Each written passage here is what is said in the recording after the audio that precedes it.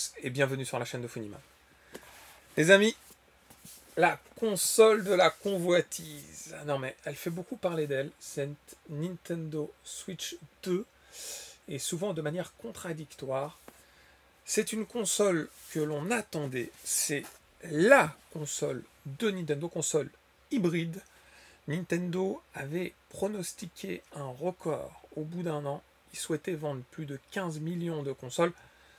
Au moment où je vous parle, ils sont sur la bonne voie. Ils sont sur la très bonne voie. Ça dépasse les ventes de la Nintendo Switch 1, qui à long terme a réalisé des scores littéralement phénoménaux.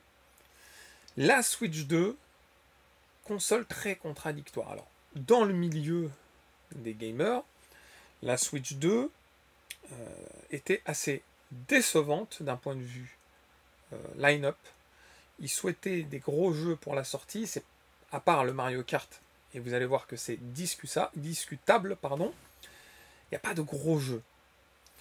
12 jeux, 25 jeux, ça dépend en fonction de en démat ou pas. Mais il n'y a pas de gros jeux. Et pourtant, les ventes sont littéralement incroyables, au point qu'il y a eu complètement un problème d'approvisionnement dans plusieurs entreprises, Darty, la Fnac, bon à partir de mercredi je crois la Fnac ils vont avoir encore du stock, Amazon complètement pillé. Les seuls qui ne sont pas vraiment impactés par le stock, j'ai constaté, c'est Micromania. Mais bon, Micromania, ils ont peut-être encore l'avantage un peu du jeu vidéo, ce qui est un peu normal. Et puis les gens achètent Micromania en dernier. Peut-être ils essaient toujours d'avoir la console le moins cher possible, ce que je peux comprendre. Et pourtant, il n'y a que deux consoles disponibles. Il y a la console standard et il y a la console avec le fourreau. Donc là, moi, j'ai retiré le fourreau, évidemment. Le fourreau Mario Kart et qui contient un code pour Mario Kart. En soi, plusieurs choses à dire. Beaucoup de spéculation autour de la console. Vous savez, au début du lancement, Nintendo s'est mis en quête de... Ils ont même réussi à aller voir les revendeurs et faire un espèce de contrat avec eux pour aller à la chasse. Quand je dis les revendeurs, c'est les plateformes où les gens revendent, pour aller à la chasse aux revendeurs. Donc ils ne voulaient pas que les gens achètent la Switch 2 en 3, 4, 5 exemplaires et qu'ils la revendent le prix fort sur le net. Alors évidemment, ça s'est fait, mais Nintendo a été à la chasse contre ça, et aujourd'hui, là, à ce jour, il y a encore beaucoup de reventes de Nintendo. Chose très étonnante qu'ils arrivent à revendre plus cher, 30%, 40% que le prix, sachant qu'elle est disponible quand même. Oui, il y a plein de plateformes où elle n'est pas disponible, mais soit on attend en précommande, soit on va chez Micromania. Donc la console, elle est dispo. Et vu que c'est le bébé de Nintendo, soyez conscients qu'elle va être dispo pendant longtemps et qu'il y aura du restock, et il n'y a pas de souci. Mais bon, il y a quand même encore ce caractère de spéculation autour de ça. Je trouve ça... ça montre que les gens sont prêts à tout pour se faire un petit billet, un petit bif. Ils sont prêts à tout. Se dire, il y a un fou qui va me l'acheter 800 balles, quoi. C'est quand même assez impressionnant. Maintenant, Nintendo, dans l'histoire, elle n'est pas non plus tout blanc. Voilà, je ne vous cache pas qu'il n'est pas tout blanc. Ils ont un peu joué ce jeu-là, en dévoilant au dernier moment, en faisant une précommande, on se demandait pourquoi. Et au début, exclusivement sur leur site, après ça s'est généralisé, après les prix ont baissé. On n'y comprend rien au marketing de Nintendo. Donc, ça a un peu joué le jeu de la surconsommation. Maintenant, la Nintendo Switch 2. En soi, est-ce que c'est une console qui a frappé le monde du jeu vidéo? Est-ce que c'est une console qui mérite de dominer autant le marché? Alors, plusieurs choses. Là, il y a Xbox qui va mettre en place une console qui va être, on va dire, en compétition avec la Switch 2. Techniquement parlant, non. Parce que la Switch 2, elle est quand même bien limitée. Mais d'un point de vue marketing, d'un point de vue vente, consommation, etc., il y aura de la compétition. Est-ce que ça va changer les chiffres de Nintendo? Bon, on verra. Mais pour ma part, je ne pense pas. Je pense que Nintendo, ça y est. Ils ont réussi à dominer le marché. En fait, quand on prend le public en règle générale, il y a ceux qui sont réfractaires au prix instauré par Nintendo, etc., et qui se disent qu'ils n'achètent pas. Ceux qui sont réfractaires au démat, qui se disent que moi, j'achète pas. Mais en réalité, c'est une minorité. En réalité, c'est une minorité de la population. Et moi, j'insiste et je le redis, oui, j'ai la console, on me l'a offert. On me l'a offert et je suis très content du cadeau. Maintenant, je parlerai de la console juste après, mais je suis très très content du cadeau que Papa Noël m'a fait et je le remercie énormément. Mais je suis contre le démat et c'est pour ça que je continue à acheter mes jeux sur Switch. D'ailleurs, j'ai fait une petite rentrée de 2 jeux que j'évoquerai prochainement. Mais j'y joue sur ma Switch 2. Pour le moment, j'ai pas eu de soucis de rétrocompatibilité. Après, j'ai pas tout essayé, etc. Et pour être franc, j'ai pas essayé énormément la console. Je suis dans une phase au niveau du boulot qui me prend du temps. Donc on verra ça quand je serai en vacances. Mais je suis à ce niveau-là, c'est pas parce qu'on m'a offert la console que j'ai changé de position.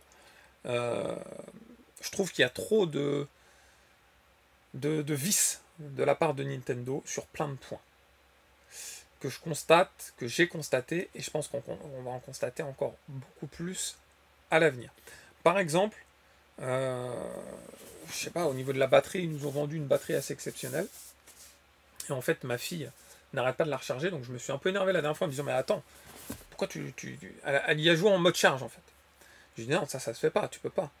Elle m'a dit, mais non, mais je suis obligé de la charger au bout de pas longtemps. Et du coup, j'ai fait le test, et effectivement, en moins de 2 heures, 1h38 précisément, j'avais plus de batterie. Alors, est-ce que c'est un problème? J'ai regardé sur le net. Très compliqué. Il y en a qui disent que c'est un problème d'indicateur de batterie. Mais la console, elle a chauffé comme pas possible. Vraiment, la console a chauffé. Il y en a d'autres qui disent qu'il faut aller dans les options.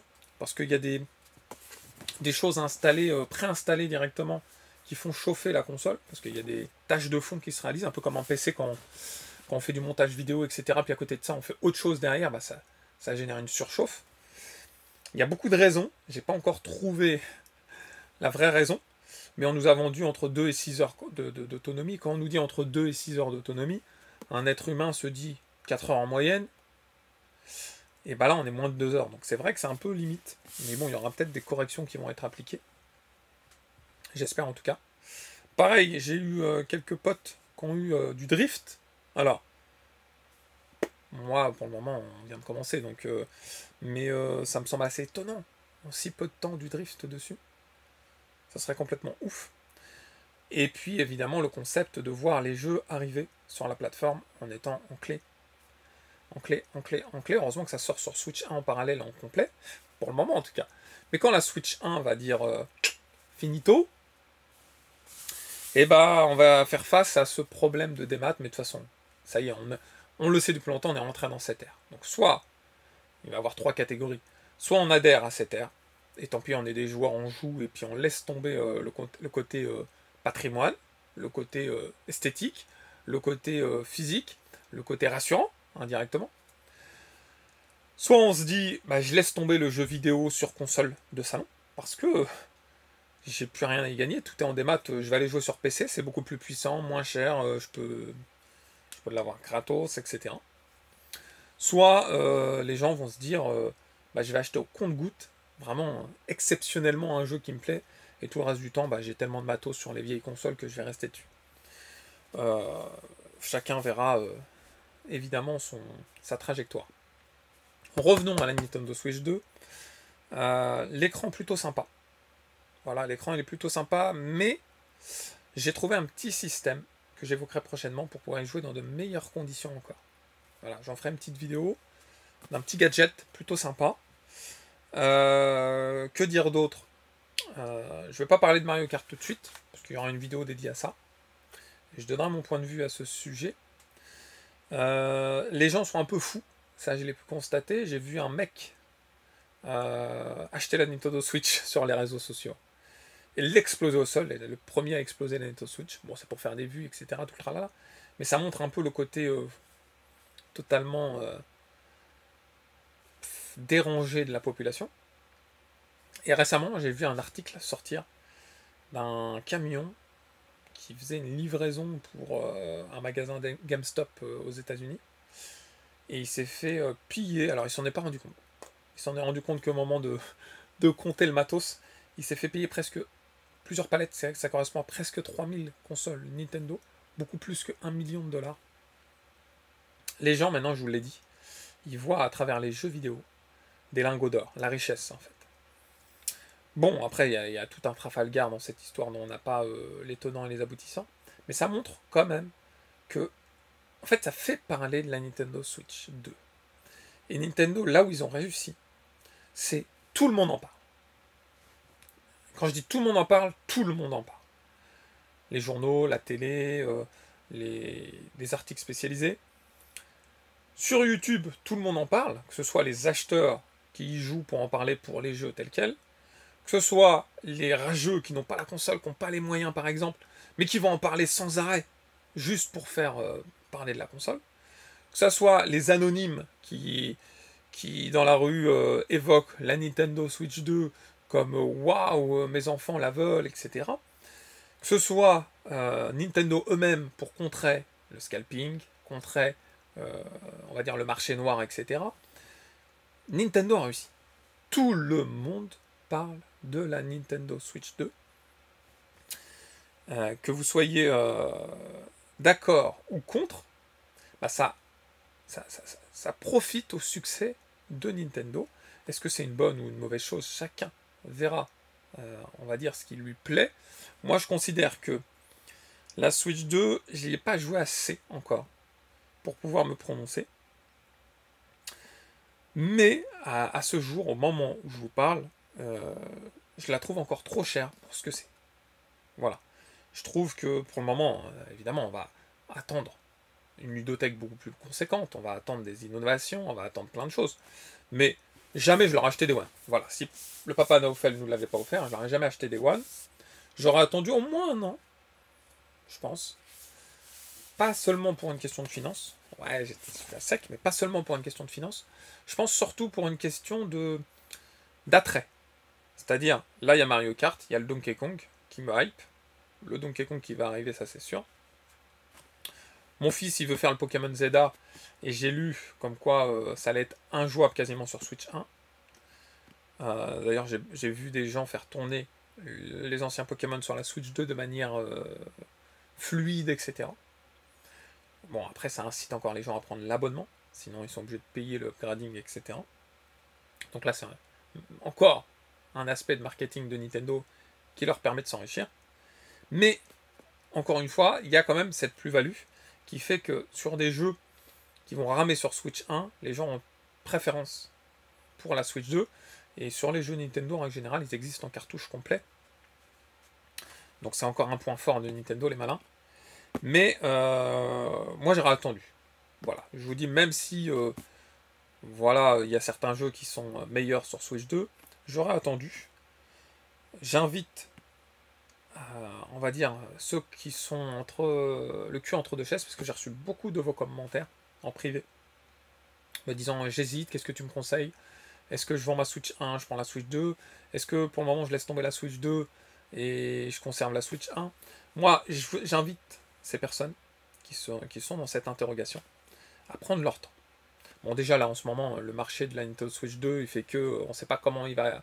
Est-ce que il va y avoir un vrai approvisionnement et puis peut-être encore une petite baisse des prix? J'ai vu que sur certains sites, le pack Mario Kart avait encore un tout petit peu baissé.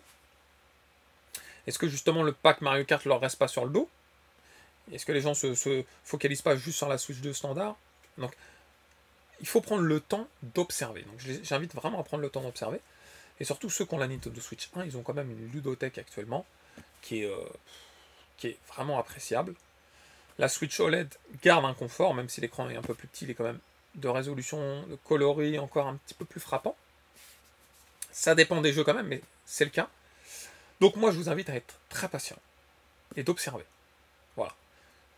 Jusqu'à décembre, ce ne sera pas mort d'homme que vous ne jouez pas au Mario Kart Day One. De toute façon, le Day One, il est quasiment passé. Donc moi, je vous invite à être vraiment, prendre votre temps pour observer, analyser, et surtout attendre une baisse de prix. Et surtout, baisse de prix plus de nouveaux jeux qui sortent sur la plateforme. Et il faut des jeux qui soient conséquents techniquement parlant, des AAA, qui ne seront pas possibles sur Switch 1. Voilà. À partir du moment où vous allez voir des jeux où c'est même pas la peine qu'il y ait une édition Switch 1, parce que là, par exemple, Pokémon Zelda, il va y avoir les deux versions. Donc on se dit un petit upgrading, forcément, sans plus. Mais à partir du moment qu'on se dit, il n'y a pas de version Switch 1, techniquement parlant, là, ça va commencer à être intéressant, surtout s'il va y avoir un amas de jeux de la sorte. Cette Nintendo Switch 2, malgré tout ce qu'on dit, elle défonce les ventes. Nintendo a réussi à trouver visiblement le secret. On va être attentif sur les prochaines semaines, les amis. Soyez réactifs. Bientôt des vidéos sur Mario Kart. Bientôt des vidéos sur mes rentrées. Parce que ces rentrées sont vraiment très sympas. Vous allez voir, très très sympas. C'est pas que des rentrées récentes. J'ai fait des rentrées rétro. Vous allez voir. En tout cas, moi, ça m'a... J'attendais ça depuis longtemps. Voilà les amis, en tout cas, j'espère que vous avez passé un agréable moment en ma compagnie. Si c'est le cas, n'oubliez pas le pouce qui fait plaisir. Et si ce n'est pas déjà fait, de vous abonner à la chaîne. Dans tous les cas, les gamers, je vous dis à très vite. Ciao, ciao.